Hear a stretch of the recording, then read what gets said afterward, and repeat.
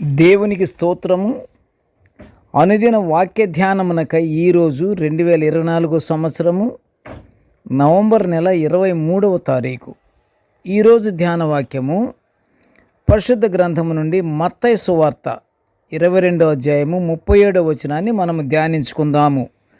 ప్రియ దేవుని బిడ్డలారా, నేడు మనము ధ్యానించుకునే ధ్యాన వాక్యాన్ని పరిశుద్ధ గ్రంథము నుండి మత్తయి సువార్త 22వ అధ్యాయము 37వ వచనాన్ని మనం చదువుకుందాము.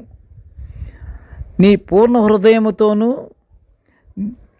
నీ పూర్ణ ఆత్మతోనూ, నీ పూర్ణ మనస్సుతోనూ నీ దేవుడైన ప్రభువును ప్రేమింపవలెను అనునదియే ముఖ్యమైన ఆజ్ఞ.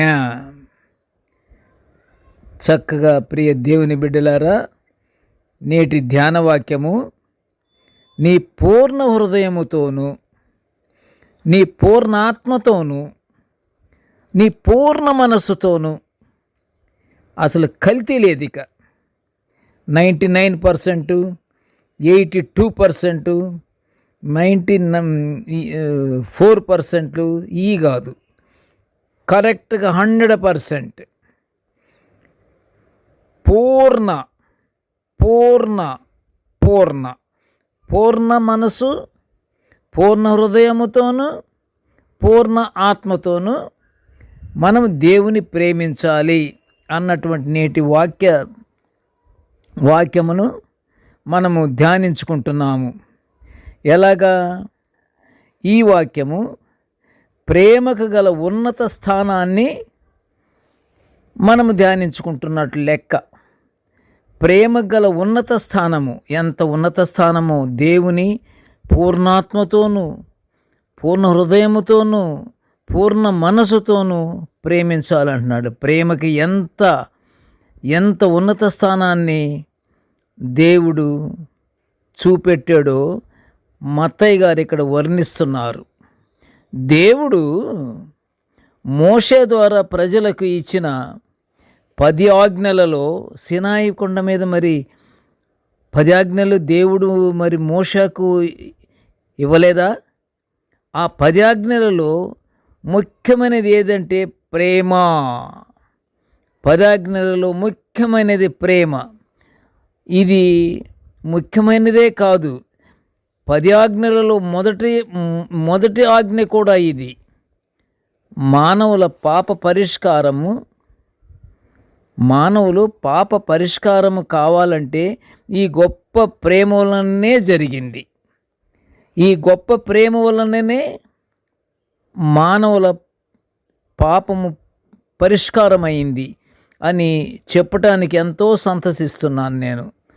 మనుషులు పాపము నుండి విడుదల పొంది దేవుని ప్రేమ వలననే కదా. మానవుల పాపం పరిష్కారమైంది దేవుని ప్రేమ వలననే. ఈ ప్రేమ అనేక రకాలు. స్త్రీ పురుషుల మధ్య ఉండే ఆకర్షణను ప్రేమని వర్ణించబడుతుంది. స్నేహితుల మధ్య, దాసులు వారి యజమానుల మధ్య ప్రేమ, కుటుంబంలోని వారు ఒకరికొకరు గల ప్రేమ, ఇలా అనేక రకాలుగా ఉన్న ఈ ప్రేమ అది ఒక్కటే కాదు. కానీ మన పొరుగువారిని, మన స్నేహితులను, మన బంధువులను, మన పరదేశులను ప్రేమించాలని పరిశుద్ధ గ్రంథము సెలవిస్తుంది. ఒక్క కుటుంబంలోని వారే కాదు, అన్నదమ్ములు కాదు, అక్క చెల్లెళ్ళు కాదు, అన్నా చెల్లెళ్ళు కాదు, అందరూ అక్క చెల్లెళ్ళు కాదు, మనకి చక్కని స్నేహితుల మధ్య, దాసుల మధ్య ఉన్నటువంటి ఆకర్షణతో కూడిన ప్రేమ మాత్రం కాదు. కానీ మన పొరుగువారిని, మన స్నేహితులను, బంధువులను, పరదేశులను ప్రేమించాలని పరిశుద్ధ గ్రంథము సెలవిస్తుంది. అయితే ప్రియ దేవుని బిడ్డలారా, వింటున్నారా? అయితే దేవుడు అస్తవ్యస్తమైన సంబంధాలన్నీ ప్రేమతో కుదుటపరచి పునరుద్ధరిస్తాడని హోషేయ ప్రవక్త ప్రవచనాన్ని 3వ అధ్యాయంలో మనం చూస్తున్నాము. ఎలాంటి మనుషులైనా, ఎలాంటి పద్ధతిలో ఉన్నా, ఏ రకమైనటువంటి అనర్థాలతో ఉన్నా, అస్తవ్యస్తంగా ఉన్నా, అవన్నీ ప్రతి ఒక్కటి కూడా ప్రేమ వలననే అది కుదుటపడుతుంది అని హోషేయ ప్రవక్త చెప్తున్నాడు. దేవుడు ప్రజలను ఎంతో ఇష్టంగా ప్రేమిస్తున్నాడని హోషేయ ప్రవక్త 11వ అధ్యాయంలో వివరిస్తున్నాడు. దేవుణ్ణి మనము మన పూర్ణ హృదయముతోనూ, పూర్ణాత్మతోనూ, పూర్ణ మనసుతోనూ ప్రేమించాలని, తనకు తాను ప్రేమించుకున్నది ఆ విధంగా అలాగా ప్రేమించుకుంటే, దేవుని మనము ప్రేమించగలిగితే మనము ఒకరికొకరమే కాదు, తనకు తాను ప్రేమించుకున్నట్లే. దేవుణ్ణి ఎప్పుడైతే నువ్వు పూర్ణాత్మతోనూ, పూర్ణ మనసుతోనూ, పూర్ణ హృదయంతోనూ నువ్వు ప్రేమిస్తున్నావంటే నిన్ను నీవు ప్రేమించుకున్నట్లే. తన పొరుగువానిని కూడా ప్రేమించాలని పరిశుద్ధ గ్రంథము సెలవిస్తుంది.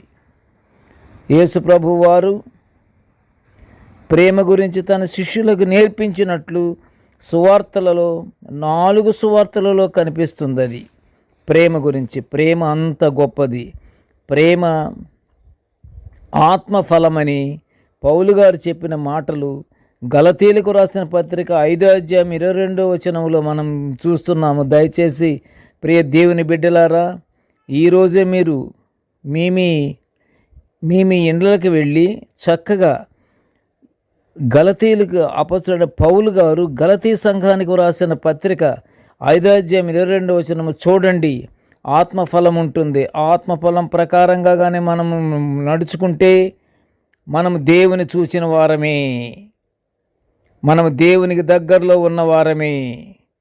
దేవుడు మనల్ని పేరు పెట్టి మనల్ని పిలిచినట్లే 5వ అధ్యాయం 22వ వచనంలో ఉన్నటువంటి ఆత్మ ఫలాన్ని చదివి అర్థం చేసుకొని ఆ మాదిరిగా మనం పాటించగలగాలి. అయితే ప్రియ దేవుని బిడ్డలారా, ఇతరుల ఎడల ప్రేమను, శత్రువులను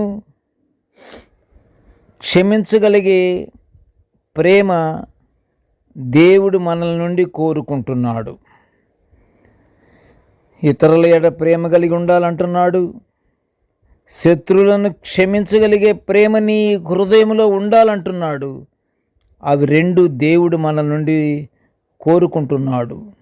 ఈ ప్రేమనే దేవుడు యేసుక్రీస్తు ప్రభువు వారి ద్వారా లోకానికి వెల్లడి చేశాడు. లోక పాప పరిష్కారము, మానవుల పాప పరిష్కారము దేవుడు యేసయ్య ద్వారా పరిష్కారము చేయగలిగించినట్లు మనము తెలుసుకుంటున్నాము కదా. ఆ ప్రకారంగానే మనము యేసు ప్రభు వారికి ఉన్నటువంటి ప్రేమ ఎంత ప్రేమ ఉందో ఆ ప్రేమలో మనం కూడా పాలిభాగస్తులమయ్యి మనము కూడా మన యొక్క ఇరుగు పొరుగు వారిని, పరదేశులను, ఆపదలో ఉన్న వారిని, సహాయము కొరక ఎదురు చూస్తున్న వారిని ప్రేమతో మనం ఆదరిస్తే ప్రభువు వారు మనల్ని ఆదరిస్తాడు. యేసుక్రీస్తు ప్రభువు వారి ద్వారా లోకానికి వెల్లడి చేసిన ఆ ప్రేమను మనము మర్చిపోకూడదు. ఆ ప్రేమ చాలా గొప్పది.